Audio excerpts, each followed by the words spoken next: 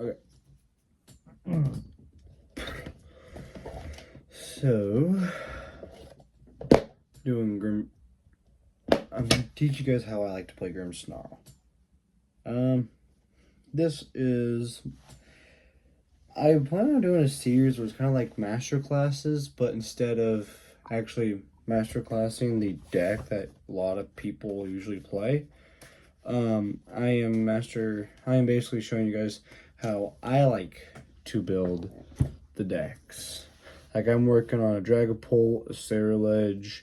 I'm even trying to build a Uniclus control deck right now. I have Alakazam too. I got tons of decks, and I don't mind sharing them with you. But today I'm going over my favorite deck so far, and it's probably going to always be my favorite deck. Talking about Grimmsnarl. I play a 20 count Pokemon. It's a regular 3/2/2 line of Grimmsnarl, and for people who don't know, I'll have the picture right here. He's a very good, not for his attack. His attack is, kind of like Dragapult, but at the same time, Dragapult is better. But his ability is what really stands out. It says, when you place Pokemon from your hand to evolve one of your Pokemon during your turn, you may search your deck for up to 5 basic Dark Energy cards, attach them to your Marnie's Pokemon any way you like, then shuffle your deck. It is very good because, for people who don't know, Charizard is very good. Charizard's whole thing is being able to get set up easily because of how easily they can get their energies out, which is why Charizard has been able to survive everything that has been thrown at it ever since 2023, or when it first came out. And that's why Grimmsnarl is such a good deck, because it is able to accelerate not just 3, like Charizard. Charizard lets you, I'll put him right here, lets you get search your deck for 3 fire energies, and actually, he lets you get 3 fire energies and attach them to your Pokemon any way you like. So you can build up 1 Charizard, and then if you want to, you can build up a Pidgeot by putting a fire energy on him and then mist energy, deal with Alakazam. Or if you want to, use jet energy to throw a Pidgeot and do 120. Whereas Grimmsnarl, yes, while it's only limited to Marnie's Pokemon, you can put the energies on. It's up to 5 energies, which is literally half of the deck's energy supply, which means you can get 2 Grimmsnarls set up. And then for people who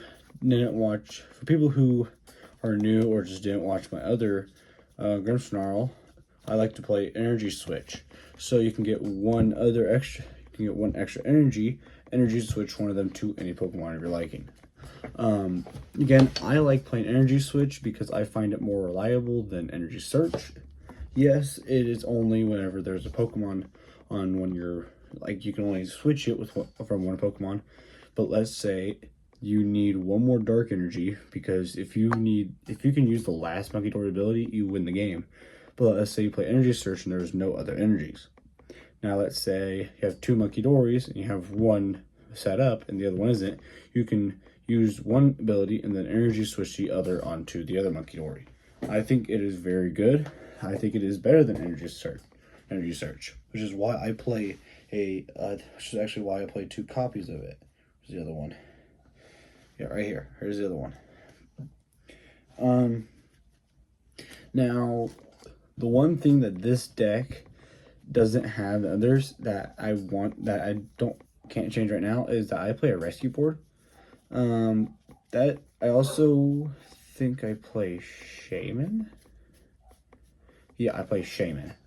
I don't know why people got rid of Shaman. I went through a lot of Grimmsnarl lists, and Shaman wasn't in any of them. It really helps out against the mirror matches with Grimmsnarl, but also helps out against Gardevoir Screamtail. Now, while it's very easy matchup with Gardevoir because they're weak to you, they can still delete your Morgrams early game, since Screamtail is a basic Pokemon, and if they go second, then it's going to be very good. It could be very good for them. So I play Shaman to, not be hit with Wellsprings as well. Wellspring can be very annoying. mirror matches with Marnie's Grimmsnarl, Screamtail, Gardevoir, Darmanitan too. That's very annoying. There's a lot of cards that deal damage to the bench. That literally say deal 30 or 60 or whatever. Deal that amount of damage to the bench. So that's kind of why I have it in there. Again, I don't know why people took it out. I think it's very reliable, even though it is 80 health. So the Buddy Poffin is very easy to knock out. It's very easy for early game. It's very good for early game and sometimes even late game. So there's that. I do play 9 energies. Because I used to play 8, but I didn't have enough energies because they would always be prized or I just couldn't get to them in time. I have 9 and it's actually been working very well, much better. I have actually added in 2 new Pokemon. I have added in 2 Pokemon to make it. I used to play with 18 Pokemon, but now I play 20. I added in Iron Bundle, basically as a pseudo boss, and then Blood Moon. Because I found out that Grimmsnarl isn't that good late game. Dealing only 180, not that good. Because at max, I play 3 Monkey Doors. So if I have 3 Monkey Doors at max, I can hit for 270. Now let's take Blood Mirror's Luna's 240 late game. 240 for no energies. I can do 350 damage late game, which could be very good. So there's that. Yeah, I played 2 Frostlass.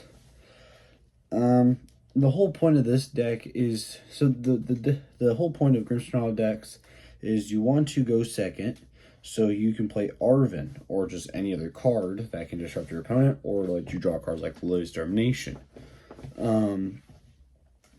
And so you can get Seeker Box. Seeker Box is very helpful. It is the best ace spec of all time for Grimmsnarl.